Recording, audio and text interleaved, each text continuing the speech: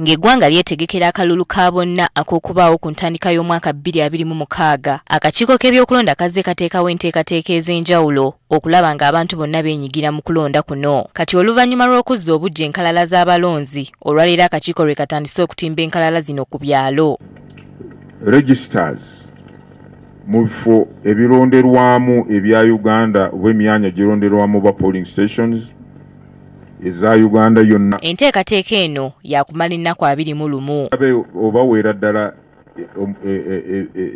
ebiseera ebituufu ng'amateeka bwe gatulagira. Waliwo n'ebifo ebimu ebitasobodde kutandika lwaleero olw'ensonga ez'enjawulo. Waliwo polling station ezimu ebyuma byaffe byafunamu kukyankalana ne bitasobola kufulumya omulimu mutuufu, ate tetwagala kugenda mu polling station nga register erimu ebitulituli oba erimu ensobi nedda. Tutuuseeko ku byalo ebimu ng'ab'ebyokulonda bo baatuuse dda naye ng'abatuuze bo tebajja. Nga complaints zaabwe babadde batugamba nti abantu abasinga obungi tebabitegeedde, Electoral Commission teyabategeezezza. Akulira akakiiko k'ebyokulonda Simon Byabakama asinzidde wano n'ategeeza ng'okulonda kw'abassentebe b'oku byalo kw'ossa n'obukiiko bw'abakazi bwe bujja okulondebwa ng'okulonda kwa bonna kuwedde mu 2026. Government took a position that these elections should take place in 2026 after the general elections in Article 61 Clause 2,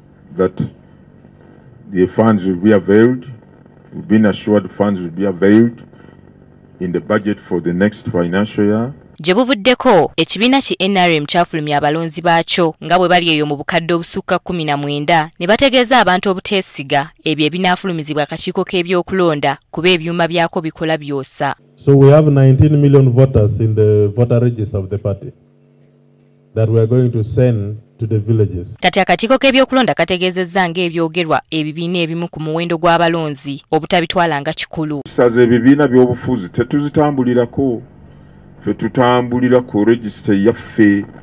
Era agumizza bannayuganda nga bwe bagenda okufulumya omuwendo gw'abalonzi omutuufu ng'enteekateeka zonna ziwedde. Kirize we tunaamaliza programu eno ya display ne tusobola okukiliininga register bulungi ne tujjamu abatasaana okubeeramu ne tuteekamu abaali balekeddwa ebweru mu nsobi byonna nga tumaze obitereeza ne tutategeeza eggwanga.